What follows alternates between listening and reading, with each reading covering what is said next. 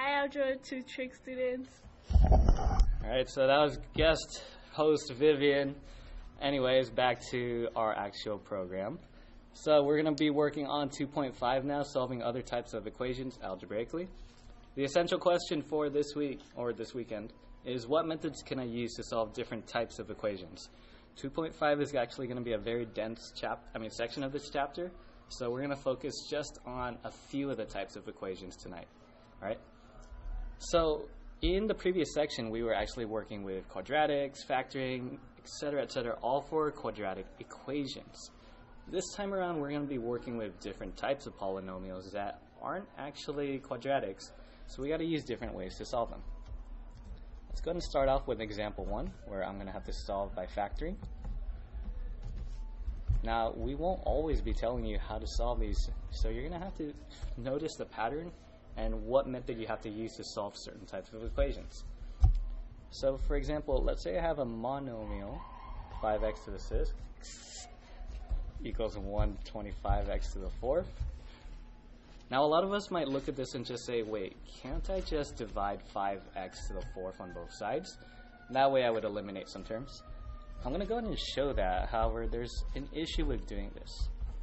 Here I'm going to end up with x squared equals 25, and my answer would be x equals plus or minus 5. However, that's not the case because we're actually missing an answer, and if you guys notice, it's actually x equals 0. Okay? So in order to get this answer, I actually need to solve by factoring. So let's redo the problem, and let's say, no, don't do this. We're actually going to have 5x to the 6th equals 125x to the 4th. I'm going to subtract 125x to the 4th both sides.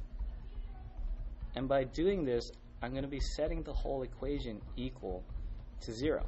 So just like how we were working with before, all the equations would always be equal to 0. And from there, we would solve for our x values. At this point, I need to factor out the greatest common factor. In this problem, it would be 5x to the 4th, leaving me inside with x squared minus 25. Now this conveniently factors because x squared minus 25 is a difference of two squares. So I can continue factoring at 5x to the 4th, x plus 5, x minus 5. Just like before, we're going to go ahead and set every single term equal to 0 in order to solve for our zeros and get our answers. So I have these three, which means I'm going to divide by 5, end up with x to the 4th equals 0. That's easy. X is going to be 0. I'm going to push that up. Then next, I'm going to subtract 5 to both sides. I get x equals negative 5. Over here, I add 5, and I get x equals positive 5.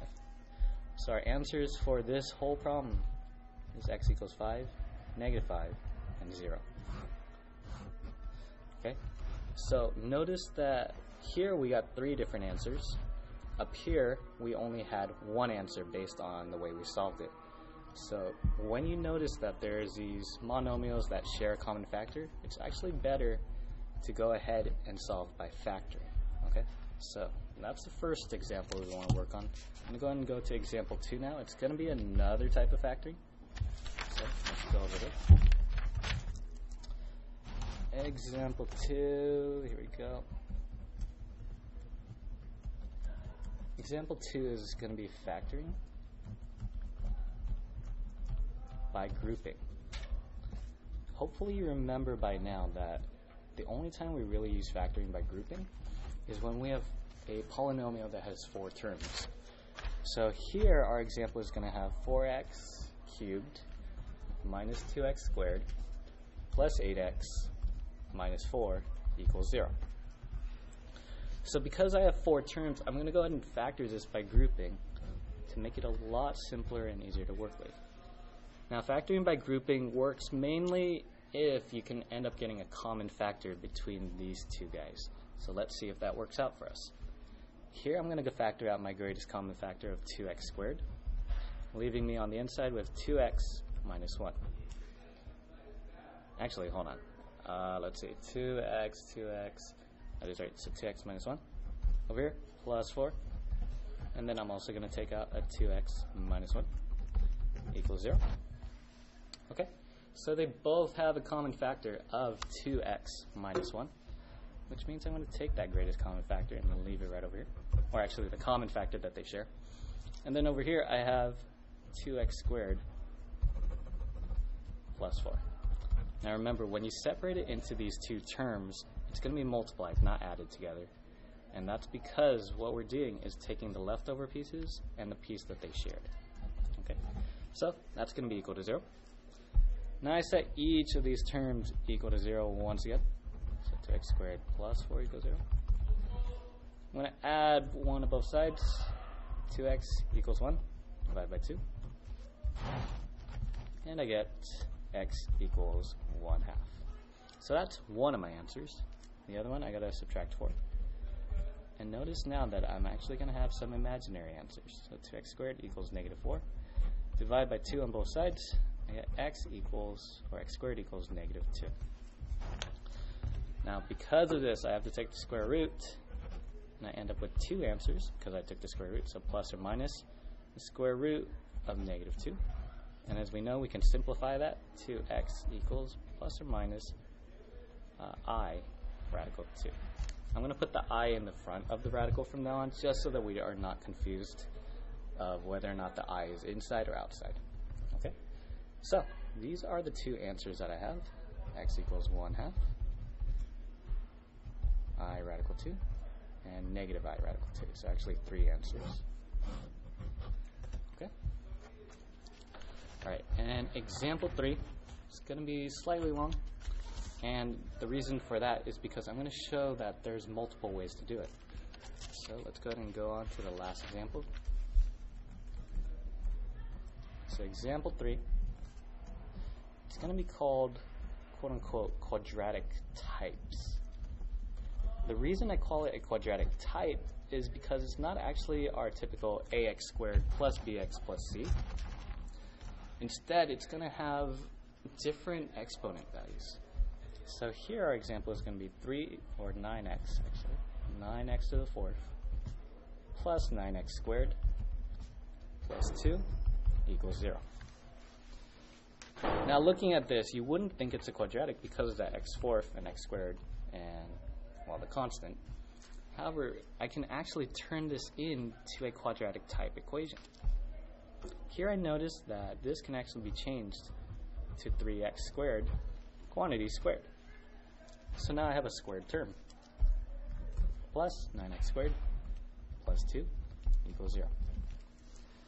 Now from there, we have several options. Just like we've been learning in the previous chapter, you can either factor, you could use completing the square, which a lot of you don't prefer, or we can actually use the quadratic formula. I'm going to go ahead and show it via factoring, but I'm going to challenge you guys to see if you can do it the other ways as well and still get the same answer. All right. So with this one in factoring, I'm not going to get a perfect square trinomial or anything. So let's go ahead and try this out. I'm going to use factoring by guessing check. Here, because I have two 3x squareds, I can just go ahead and put them in there.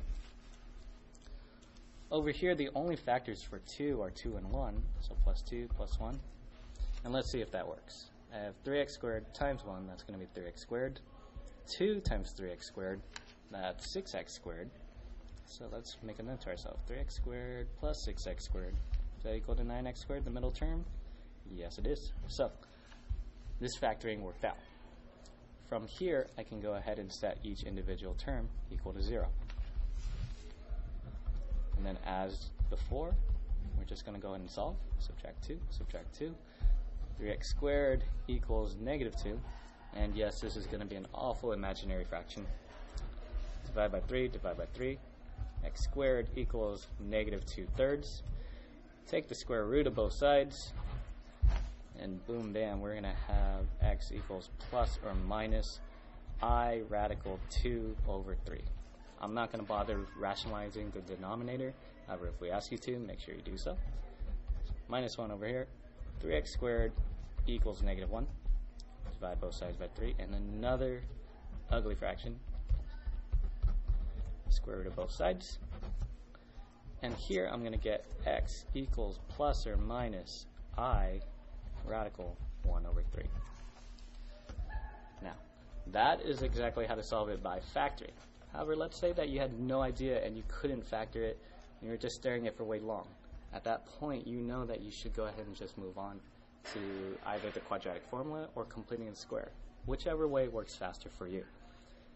I'll let you know now that any of those three ways will actually work very nicely for this type of problem. So go ahead and try it out if you would like. Other than that, go ahead, start the Google form, replay a review if you need to. And that is the end for this weekend video. Have a good nice day. Yes, have a nice day.